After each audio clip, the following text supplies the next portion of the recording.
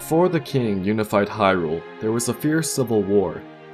One day, to escape from the horrors of the war, a Hylian mother and her infant son entered the Forbidden Forest. The mother was gravely injured. Her only choice was to entrust the child to the Great Deku Tree, the guardian spirit of the forest. After the mother passed away, the boy was named Link and raised as a Kokiri. Since Link wasn't a true Kokiri, he didn't have a fairy companion like his peers. That is, until the day Ganondorf cursed the Great Deku Tree, Link's only remaining parental figure, resulting in the beginning of his journey.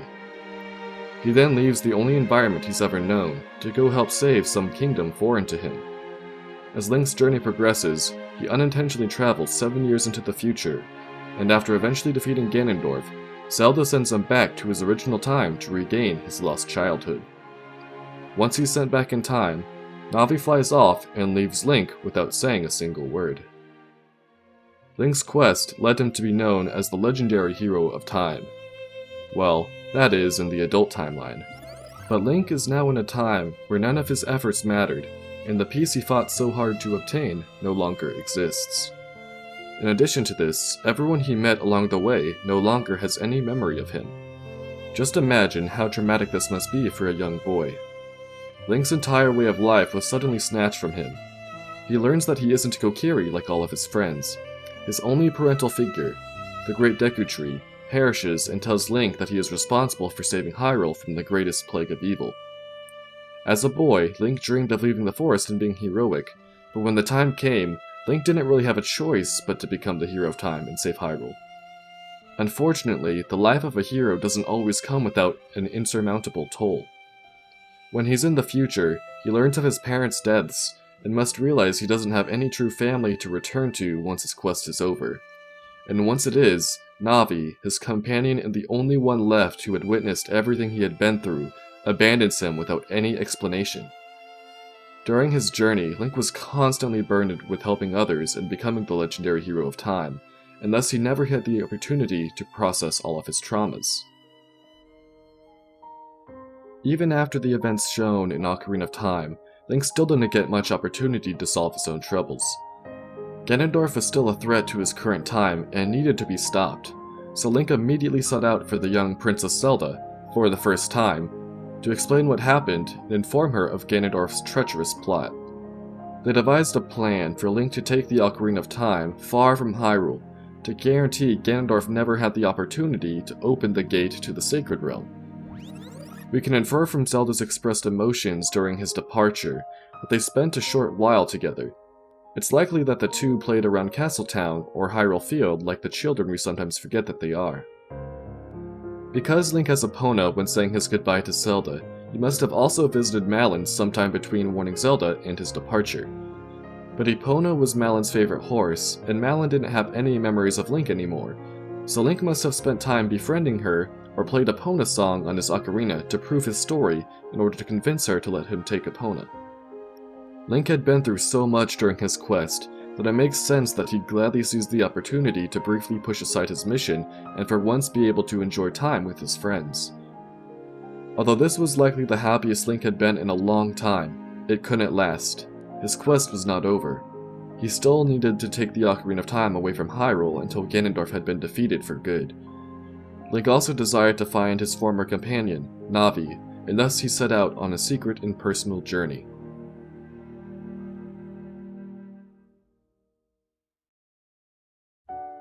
Excluding the companionship of Epona, Link was once again all alone. Months passed as Link aimlessly wandered further from Hyrule in search of Navi. With no end to his journey in sight, it's probable that Link spent much of his time soul-searching. After all, what else was there for him to do? He had lost his home, friends, and sense of identity. Since his primary objective was to find Navi, and considering the emotional burden Link must have been bearing for the aforementioned reasons, Link probably was thinking to himself, "Navi, why did you leave? Why did you not stay with me?" The young boy felt abandoned. His closest companion, the friend who knew his current struggles better than anyone else, was now gone, and despite all his efforts to find her, it seemed as if she had left for good. What is my purpose here, he asked himself. As a boy, he dreamed of leaving Kokiri Forest and slaying giant monsters, so that part of becoming an adventurer excited him. However, being an adventurer comes with more than just slaying monsters. A true hero must be strong in mind and body, as well as selfless, but it doesn't matter how strong and how selfless someone is. Link kept fighting and putting other people's well-being before his own, and it got to him. He hardly ever had the time to even process the grief he felt and consider if he was truly happy with his own life. Link knew that he was doing the right thing by taking care of the people of Hyrule, but did doing the right thing make him happy? What does make him happy? Does he even know himself? If he did, would it make others happy too? Why is he fighting so hard when he doesn't even know himself? He has no family to return to once his quest is over, and most of his friends no longer knew who he was. And despite rebuilding his friendships with Zelda and Malon, they no longer shared the memories he had with them. What was he going to do when he finally returned home? Where do I belong, he thought. This anxiety was driving him crazy. While in his stupor, Link had dawdled into a mysterious forest. Suddenly, two fairies startle Epona, who then proceeds to knock Link off her back. He's then robbed by the masked Skull Kid who hijacks Epona. Link chases after them, but then somehow finds himself in this new parallel world known as Termina. Once again, he has no choice but to prevent everyone from their demise. This land is foreign to him, yet it feels familiar, but twisted and warped. He recognizes nearly every face he encounters, yet they are strangers to him. Everywhere he goes in Termina, he meets people who are grieving, most of whom had their own tribulations in addition to the seemingly unavoidable apocalypse. It seems as if Link's experience in Termina would exacerbate Link's pre-existing anxiety. What if Link's bizarre new journey isn't a literal journey at all? What if it's actually Link's subconscious finally processing his own trauma? Before we continue, it's important to disclose that we will continue the narrative under the pretense that the plot of Majora's Mask was all a post-traumatic allegorical dream that Link had a while after leaving Hyrule. Whether Termina is real or not is widely debated, so to justify the stance used in this video, you can refer to an old video I made which justifies the possibility that Termina may all be in Link's head. I'll also be making a new video in the near future which will go into much more detail, so if you have enjoyed this video so far, please leave a like, subscribe to the channel, and enable notifications so you'll know when more videos like this are published.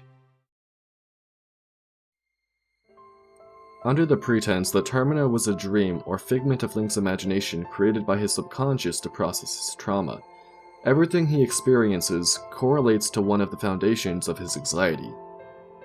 These four foundations are his abandonment, his duty as a hero, its lack of balance with his duty to take care of himself, and his lack of identity.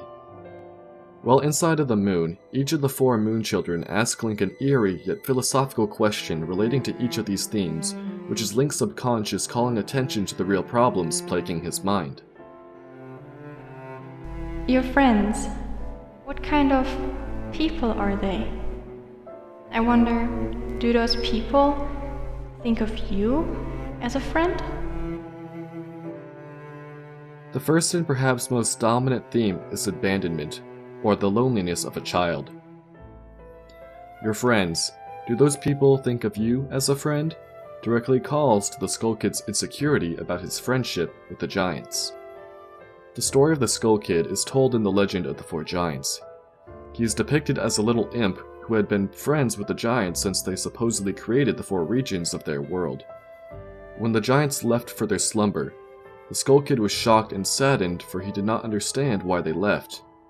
"Why must you leave? Why do you not stay?" said the childhood friend, feeling neglected. In this way, the Skull Kid's story is an allegory for Link and his loss of Navi. Neither understood why their friends had left them all alone, with nothing that would heal, guide, or save them from their grief. However, the Skull Kid, who was associated with Majora's Mask, responded to their grief by lashing out at others and being consumed by their emotions. Link, on the other hand, who also corresponds to the fierce deity, pushed his grief aside to continue helping others at his own expense. The fierce deity mask is insinuated to be as dangerous as Majora's Mask, so is it possible these two masks represent opposite yet equally destructive methods to coping with grief?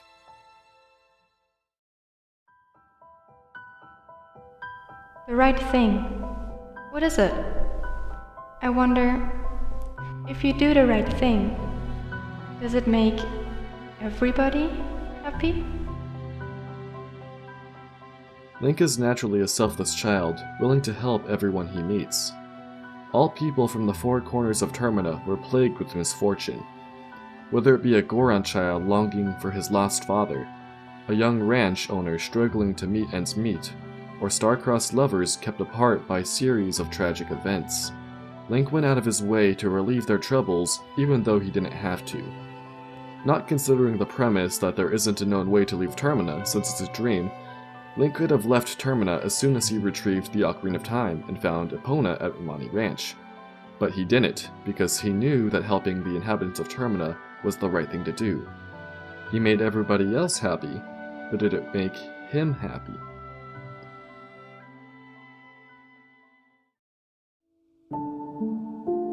You. What makes you happy? I wonder, what makes you happy?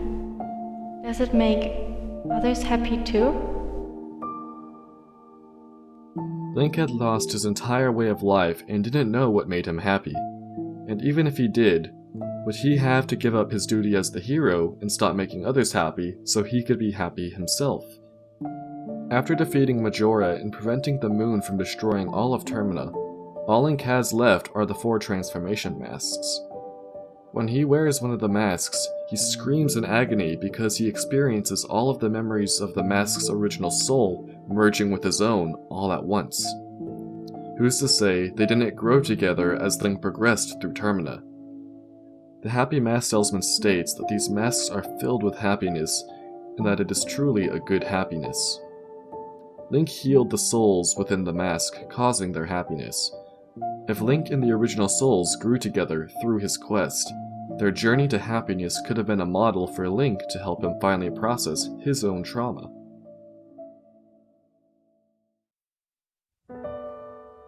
Your true face. What kind of face is it? I wonder, the face under the mask, is that your true face? From when Link first enters Termina, he literally masks his own identity with the deceased souls of Termina, the first being of a young Deku. Little is known about the poor Deku child, but we do know that he was an innocent child like Link, except that his life was snatched from him literally rather than figuratively. Immediately before crossing into Termina, Link encounters the deceased Deku scrub, which is acknowledged to be dark and gloomy, almost as if it could start crying at any second. In the context of the dream, this sad tree is symbolic of Link's grief. He had lost his entire way of life, and all friendships he had built had been erased. He felt as if he now lived in a void, consuming everything he had ever known and loved. As Link looks into the Deku Scrub's eyes, he is staring into an empty husk, a literal reflection of the void within himself. The Deku is both found at the threshold of Termina and shows Link his need for self-healing, therefore marking the beginning of his journey to filling his void. The other identities Link adopts in Termina, Darmani III and Mikau the Zora, coincidentally have a couple things in common with Link. Darmani III was a Goron hero from Snowhead who perished while trying to single-handedly save his people from the eternal winter caused by the anomaly at Snowhead Temple. Mikau, likewise, was the type who would try to help those he cared about at any cost. When his lover's eggs were stolen, he tried to infiltrate the pirate's fortress alone to retrieve them, but was mutilated and left for dead in the Great Bay. Other than their heroic deeds, what do these two characters have in common with Link? They tried to do it all on their own and suffered for it. Link may have been successful with his quest, unlike Darmani and Mikau, however his life as he knew it had been lost. As Link put on these masks to walk in the feet of these other heroes, he was actually reflecting upon his own life by living as others that weren't too different from himself. They were lost souls whose heroic deeds led to their own grief.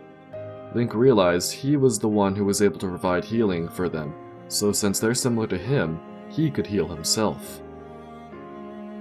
Despite dying in an attempt to solve their communal threats alone, Both Darmani and Macau had strong relationships with those in their communities. Link, on the other hand, was raised as Kokiri, lost his father figure, and didn't learn he was a Hylian until it became his duty to save Hyrule from the greatest source of evil. The only community he had ever been a part of was with the Kokiri, and that was not a life he could go back to. Link had always been a lone wolf, but through Darmani and Macau, Link learned that even lone wolves have a pack. He may not be from Hyrule, but he is a Hylian. They are his people, and that's where he belongs. But Link barely got to know the people of Hyrule as a whole during his quest. To him, the people of Hyrule were a much smaller group, his friends. Thinking back on the days in Kokiri Forest, he was a part of something bigger than himself. He had a duty to his fellow Kokiri to do chores and aid the Great Deku Tree, but these duties were in balance with having a personal life, unlike his current life. Some of his happiest memories were of spending time with Saria. But his life in Kokiri Forest was not a life he could return to. He is growing up and life always brings unforeseen changes. Time inevitably keeps marching forward, and with that, new responsibilities arise.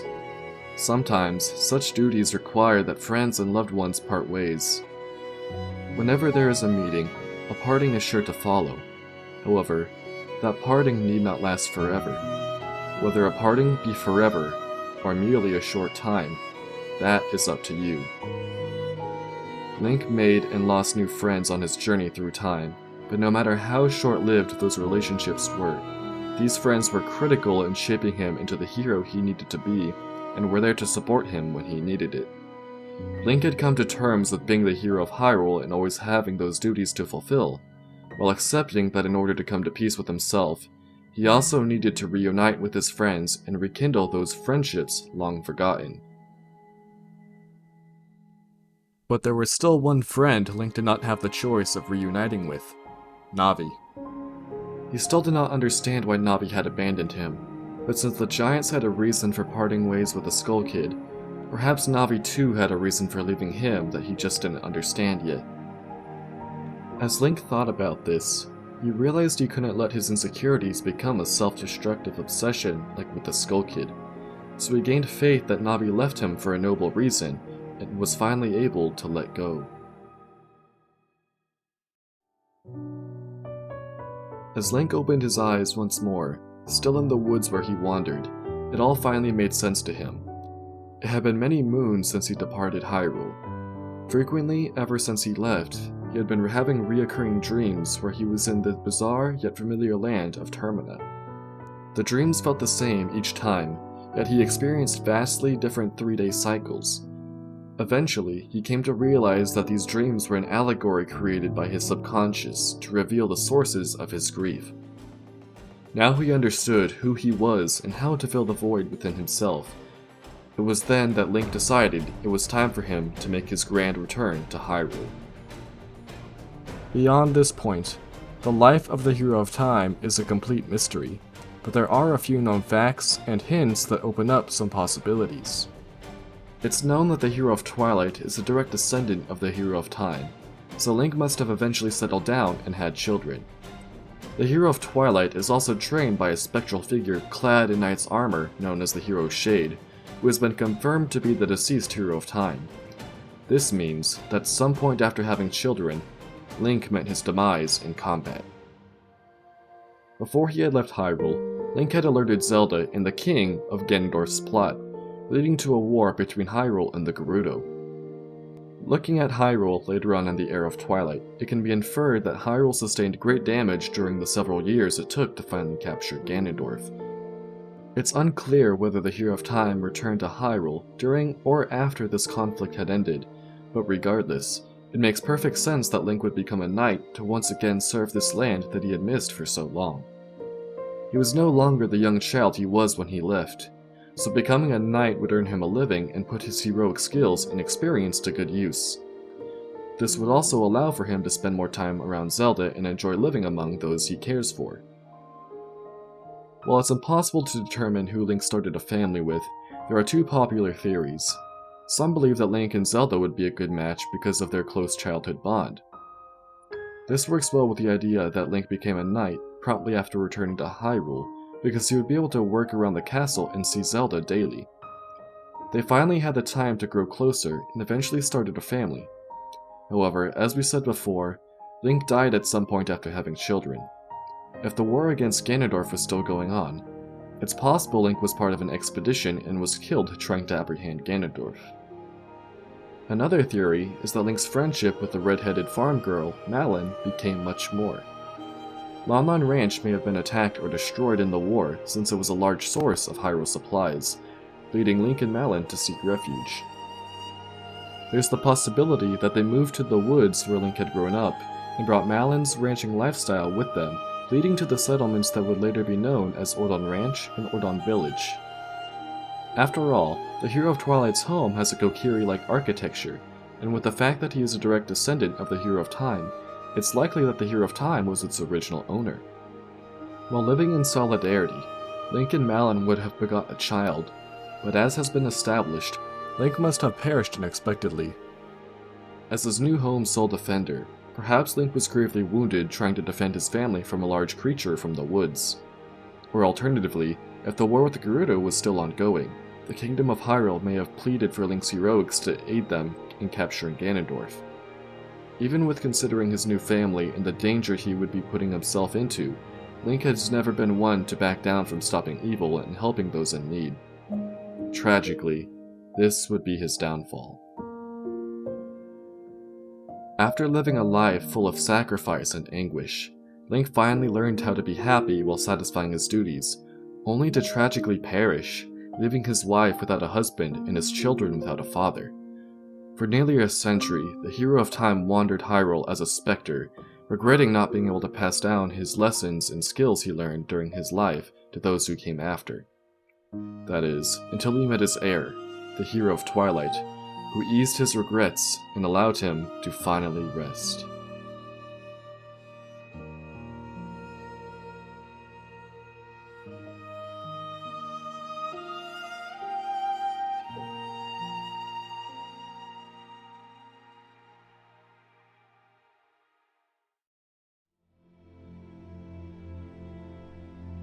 Before we part, I'd like to thank my nobility members for their continued support during my absence and for helping me get back into my content. If it wasn't for their help, I likely wouldn't have been able to complete this video, and I owe them my sincerest gratitude. Thank you all so much for watching. Zeldom out.